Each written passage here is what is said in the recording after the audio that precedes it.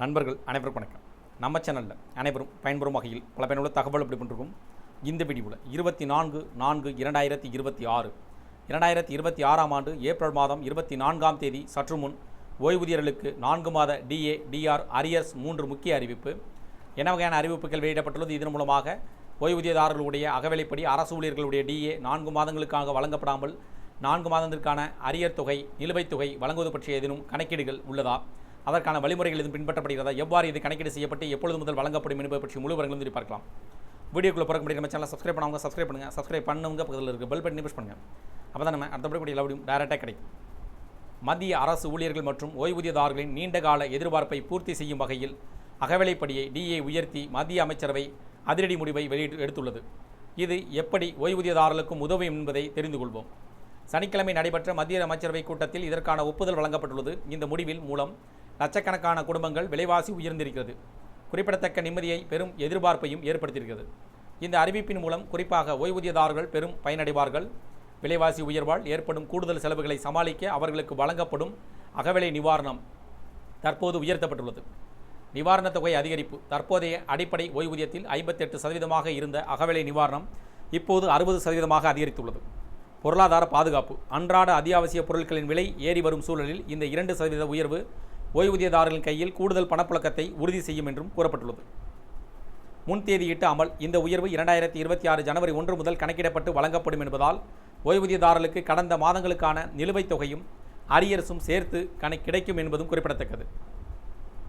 மத்திய தகவல் மற்றும் ஒலிபரப்புத்துறை அமைச்சர் அஸ்வினி வைஷ்ணவ் அமைச்சரவை முடிவுகள் குறித்து செய்தியாளர்களிடம் விளக்கினார்.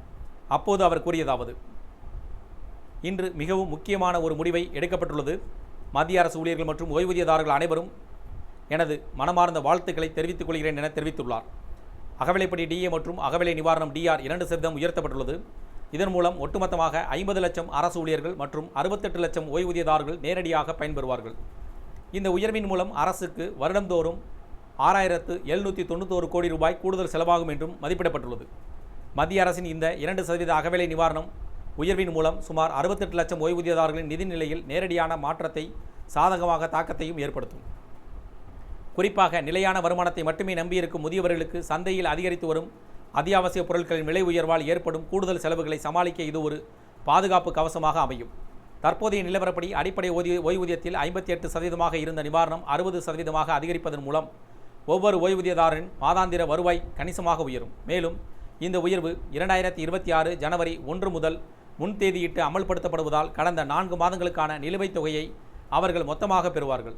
இது மருத்துவ செலவுகள் அல்லது இதர குடும்ப செலவுகளுக்கு தேவைகளுக்கு பெரிதும் உதவியாக இருக்கும். 7வது ஊதியக்குழுவின் பரிந்துரையின்படி முறையாக வழங்கப்படும் இந்த உயர்வு விலைவாசி புள்ளிகளுக்கு ஏற்ப வழங்கப்படுவதால் ஓய்வூதியதாரர்களின் வாங்கும் திறன் குறையாமல் பராமரிக்கப்பட்டு அவர்களின் முதுமைக்கால வாழ்வாதாரம் பொருளாதார ரீதியாக உறுதி செய்யப்படுகிறது. இந்த உயர்வு தன்னிச்சையாக எடுக்கப்பட்ட முடிவு அல்ல. 7வது மத்திய ஊதியக்குழுவின் பரிந்துரையின் அடிப்படையில் எடுக்கப்பட்டுள்ள ஃபார்முலாவை பின்பற்றி இந்த அறிவிப்பு வெளியிடப்பட்டுள்ளது. நுகர்வோர் விலை குறியீட்டின் அடிப்படையில் அதிகரித்து வரும் விலைவாசியை ஈடுகட்ட இந்த அகவிலைப்படி உயர்வு வழங்கப்படுகிறது. கடந்த முறை 58% இருந்த இந்த அகவிலைப்படி தற்போது 60% எட்டியுள்ளது. மத்திய அரசின் இந்த அறிவிப்பு அரசு ஊழியர்கள் மற்றும் ஓய்வூதியதாரர்களை பெரும் மகிழ்ச்சியை ஏற்படுத்தியுள்ளது. குறிப்பாக ஓய்வு கால வாழ்க்கையை நடத்தும் முதியவர்களுக்கு இந்த கூடுதல் நிதி பெரிய வரப்பிரசாதமாக அமையும் என்பது உறுதியளிக்கப்பட்டுள்ளது. இந்த தகவல்கள் பற்றி அறிவிப்புகள் பற்றி உங்களுடைய கருத்துக்கள் வேறு இது சார்ந்த கூடுதல் வருங்கள் கமெண்ட் செக்ஷன் பிடிச்சிருந்தால் லைக் பண்ணுங்கள். முடிந்தவரை இந்த வீடியோ உங்களுடைய நண்பர்கள் உறவினர்கள் அனைவருக்கும் ஷேர் பண்ணுங்கள், ஃபாலோ பண்ணுங்கள். மறக்காம நம்ம சேனலை சப்ஸ்கிரைப் பண்ணுங்கள். சப்ஸ்கிரைப் பண்ணவங்க பக்கத்தில் இருக்க பெல் பட்டனை ப்ரெஸ் பண்ணுங்கள். அப்போ தான் நம்ம அடுத்த வீடியோவில் அப்படியும் டைரெக்டாக கிடைக்கும். தேங்க்யூ ஃபார் வாட்சிங்.